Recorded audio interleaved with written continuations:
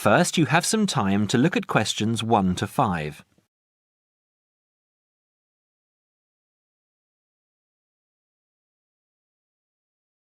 Now we shall begin. You should answer the questions as you listen because you will not hear the recording a second time.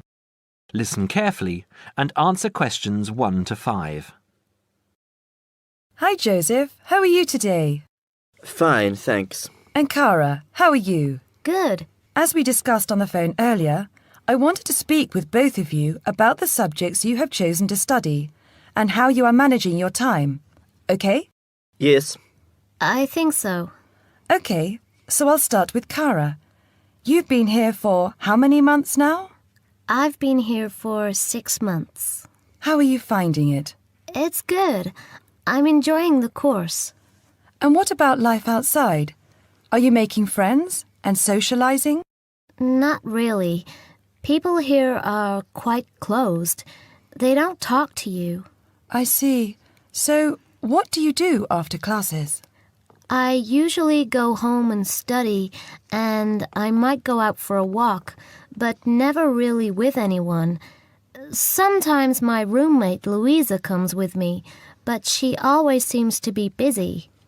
How is this affecting your schoolwork? I don't think it is, but I miss home. Cara, what I suggest for now is that you look into joining one of the social clubs on campus. There are a variety of them. You can go camping, skiing, snorkeling, painting, dancing, reading, horse riding, rowing. There's a list on the school website. Have a look and work out which one you're interested in and which suits your timetable. You'll meet friends that way and people who have the same career interests as you. As for the subjects you've chosen for a career in microbiology, I think you should look into dropping one of your subjects and picking it up again next year as a minor.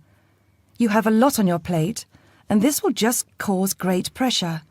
It doesn't mean that you aren't coping, but you're doing about 10 hours more than the average student a week. Think about it, and we can make another appointment to discuss it. When are you free? I have an hour free usually on Wednesdays at 11:30. Okay, good. Come to my office at 11:45 and wait in reception. Okay? Okay, I'll see you then. Before you hear the rest of the conversation, you have some time to look at questions 6 to 10.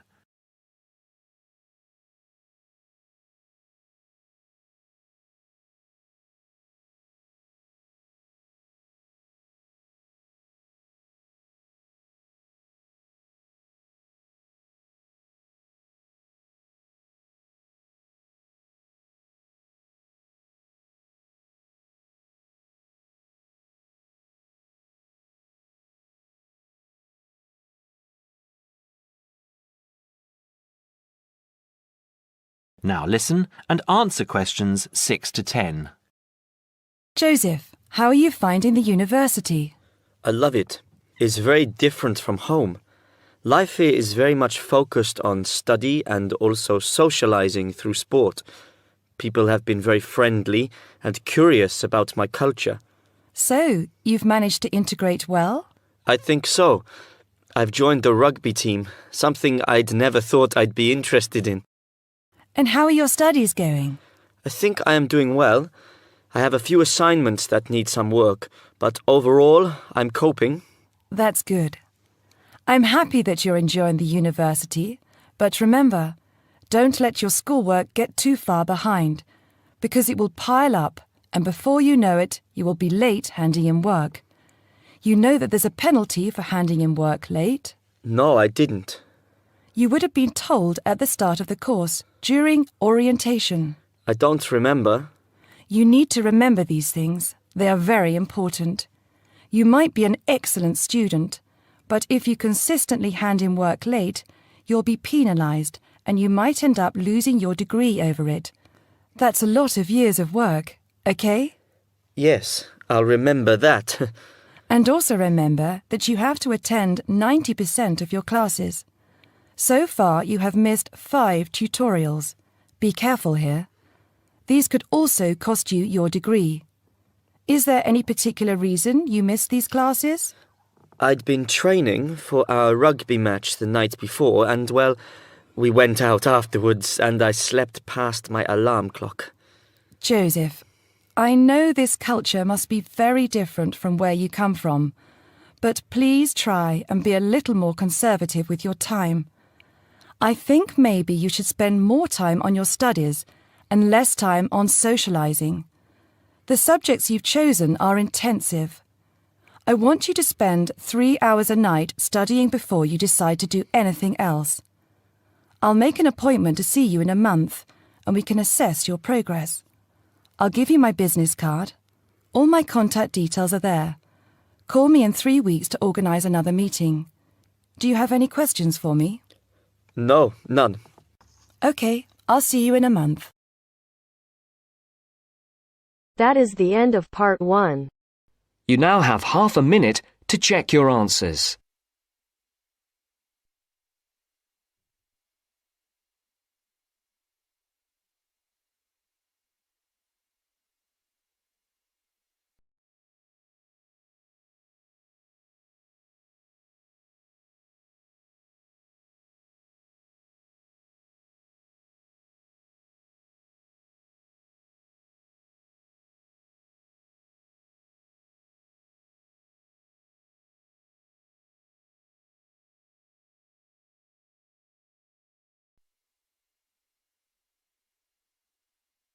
Now turns to part 2. Part 2. First, you have some time to look at questions 11 to 17.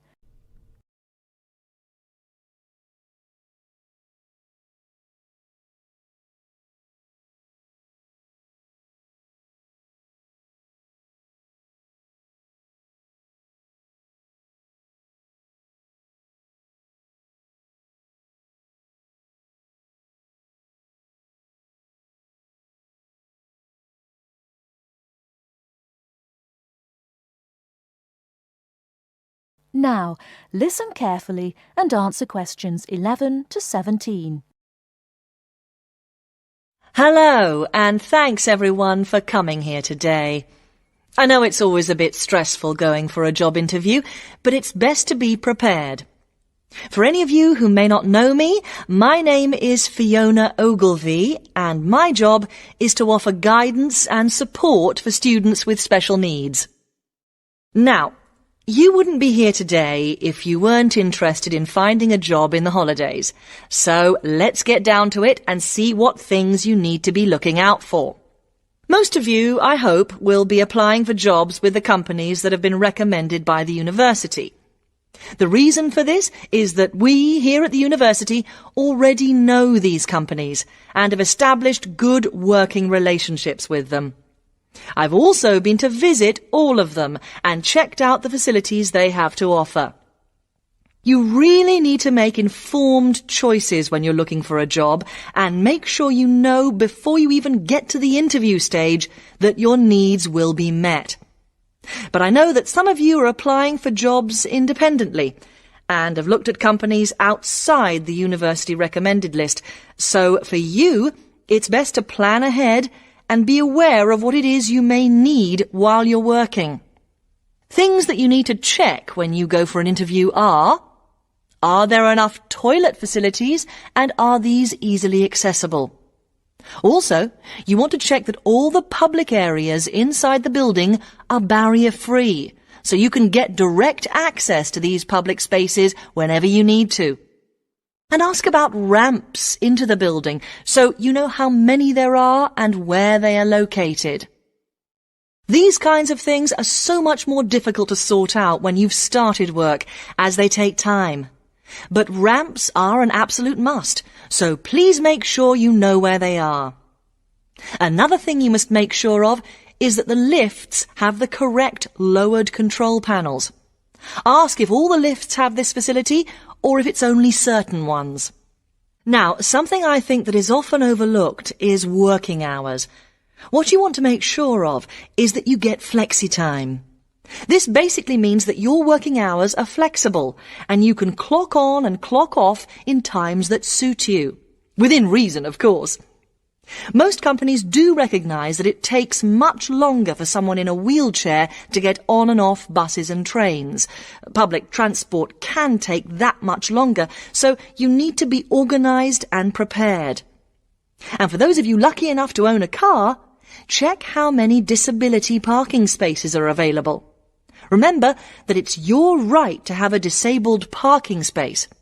These also need to be near enough to a wheelchair accessible entrance or ramp. OK, are there any questions before we move on? Before you hear the rest of the talk, you have some time to look at questions 18 to 20.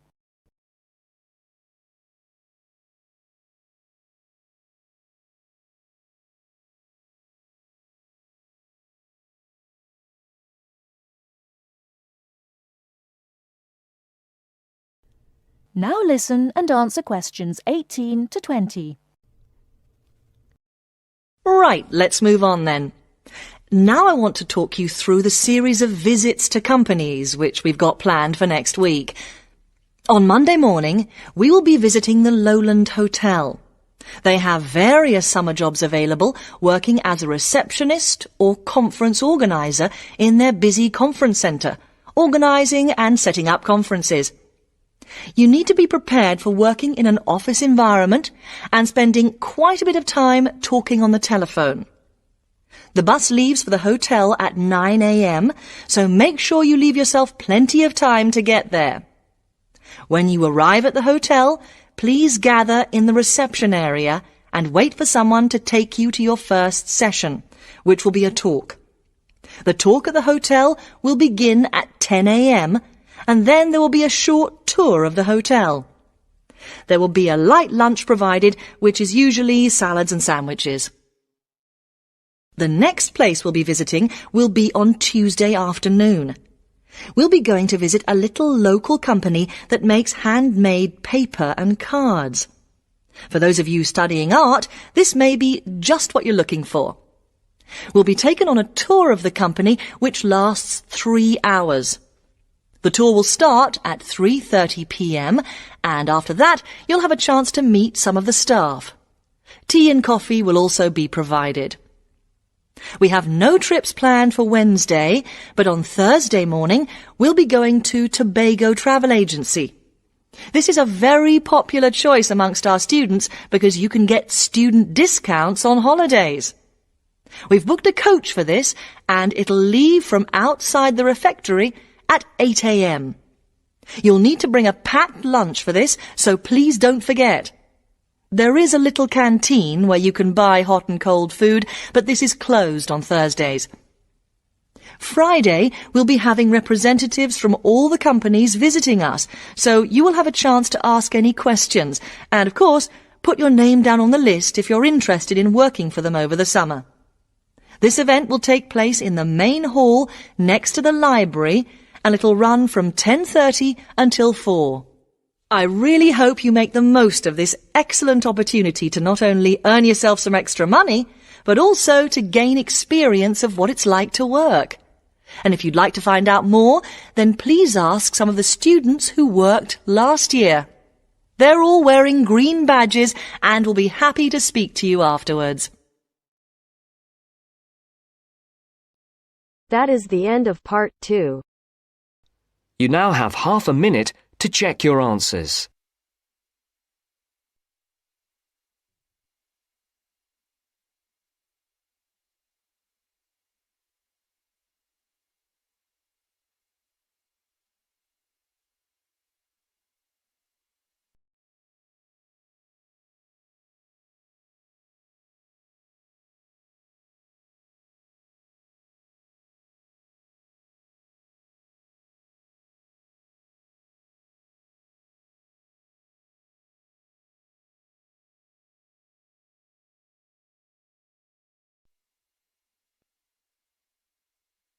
Now turns to part 3.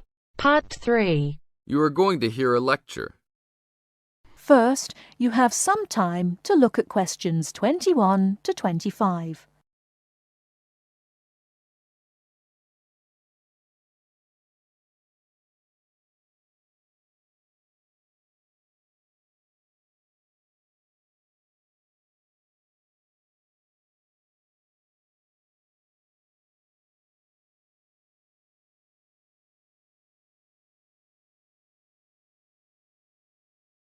Now listen carefully and answer questions 21 to 25. I'd like to introduce Rebecca Bramwell, an artist and illustrator who has come along today to talk to you all about getting your first job or commission as an artist. Over to you, Rebecca. Thank you for inviting me. I remember when I graduated back in 1983, I was very excited about getting my first commission. My degree was in fine art, and I'd worked long and hard to get it. I was an enthusiastic student, and I never found it difficult to find the incentive to paint. I think as a student, London being settled by the Romans explains their lust for blood. By about AD 200, the administration of Britain was divided in two. York became the capital of Britannia Inferior and London of Britannia Superior. Around the same time, the city also acquired its famous walls, probably about 20 foot high. Why did they build such high walls? It was a protective measure which may have been due to civil war, initiated when Governor Claudius Albinus tried to claim the imperial crown in Rome. Was paganism still predominant then? Yes, but Christianity appears to have reached the province at an early date, and only a year after the religion became officially tolerated in the empire. London had its own bishop, Restitutus, who is known to have attended the imperial council of Arles. You really delve deep. I think you'll do well on your tutorial paper. Good luck, David. Thanks.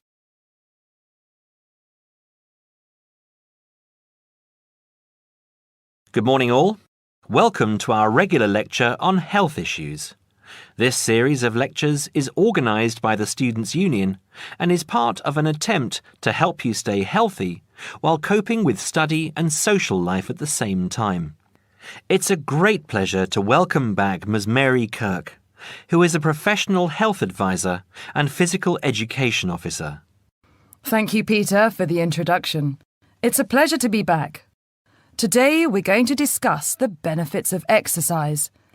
University life is hectic and stressful. It also involves a lot of sedentary work, that is, sitting for many hours at a time. What I'd like to focus on is how to approach exercise, not only from the aspect of health benefits, but also as a form of stress relief. I know it's hard to organise your time around studies and socialising, but you can socialise while exercising. If you have an hour free in the morning, afternoon or evening, it would be a good idea to get together with your friends and create a sports team. Before you hear the rest of the talk, you have some time to look at questions 26 to 30.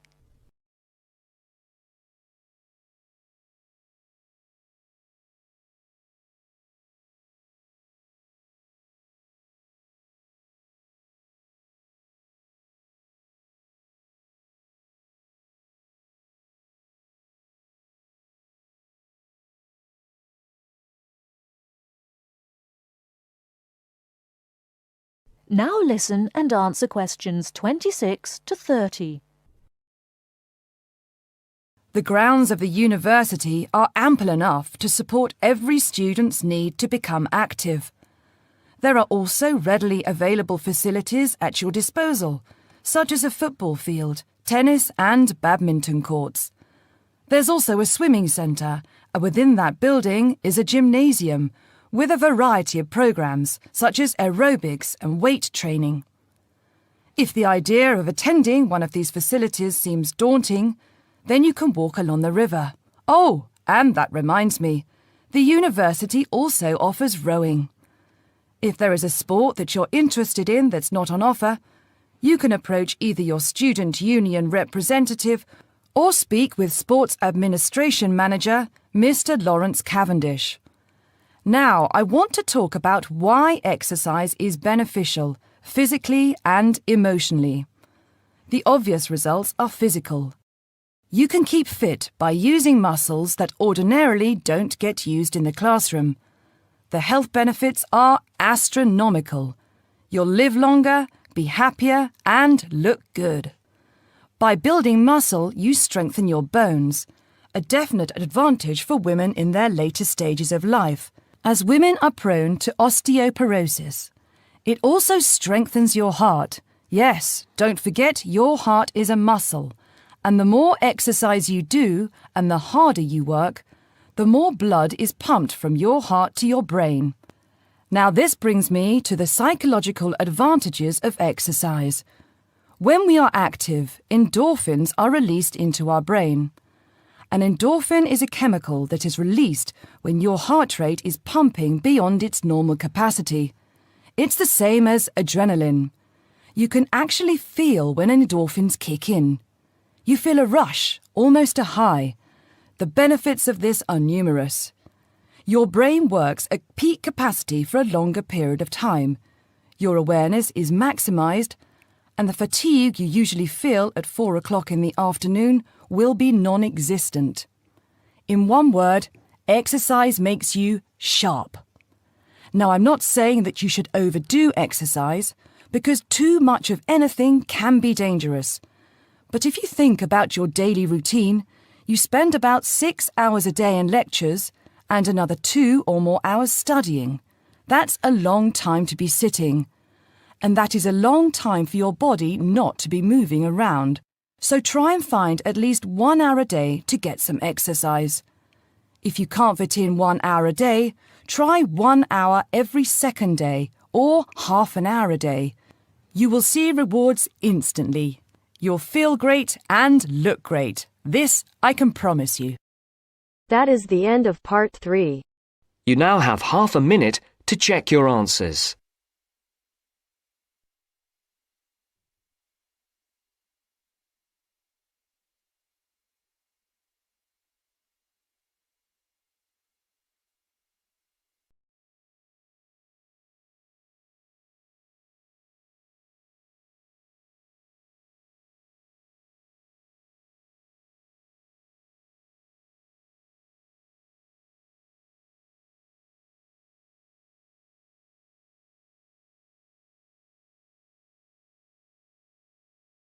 Now turns to part 4.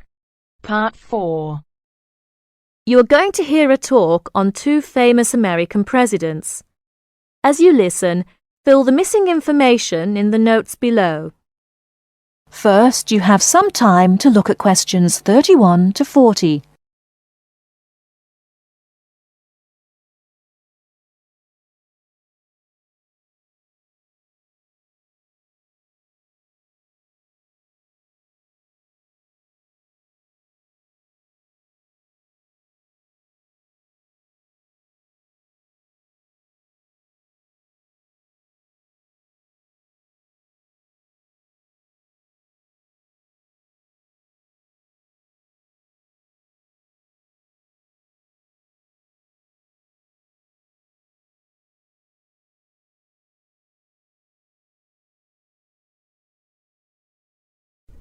Now listen carefully and answer questions 31 to 40. John F. Kennedy and Abraham Lincoln lived in different times and had very different family and educational backgrounds. Kennedy lived in the 20th century, while Lincoln lived in the 19th century. Kennedy was born in 1917, whereas Lincoln was born more than 100 years earlier, in 1809. As for their family backgrounds, Kennedy came from a rich family, but Lincoln's family was not wealthy. Because Kennedy came from a wealthy family, he was able to attend expensive private schools. He graduated from Harvard University. Lincoln, on the other hand, had only 1 year of formal schooling. In spite of his lack of normal schooling, he became a well-known lawyer. He taught himself law by reading law books. Lincoln was, in other words, a self-educated man. In spite of these differences in Kennedy and Lincoln's backgrounds, some interesting similarities between the 2 men are evident. In fact, many books have been written about the strange coincidences in the lives of these 2 men. For example, take their political careers. Lincoln began his political career as a US congressman. Similarly, Kennedy also began his political career as a congressman. Lincoln was elected to the US House of Representatives in 1847. Kennedy was elected to the House in 1947. They went to the Congress just 100 years apart. Another interesting coincidence is that each man was elected President of the United States in a year ending with the number 60. Lincoln was elected President in 1860, and Kennedy was elected in 1960. Furthermore, both men were president during years of civil unrest in the country. Lincoln was president during the American Civil War. During Kennedy's term of office, civil unrest took the form of civil rights demonstrations. Another striking similarity between the two men was that, as you probably know, neither lived to complete his term in office. Lincoln and Kennedy were both assassinated while in office. Kennedy was assassinated in Dallas, Texas, after only 1,000 days in office. Lincoln was assassinated in 1865, a few days after the end of the American Civil War. It's rather curious to note that both presidents were shot while they were sitting next to their wives.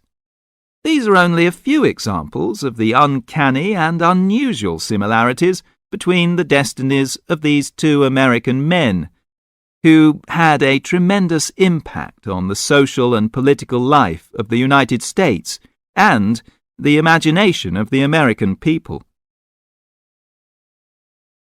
That is the end of part 4. You now have half a minute to check your answers.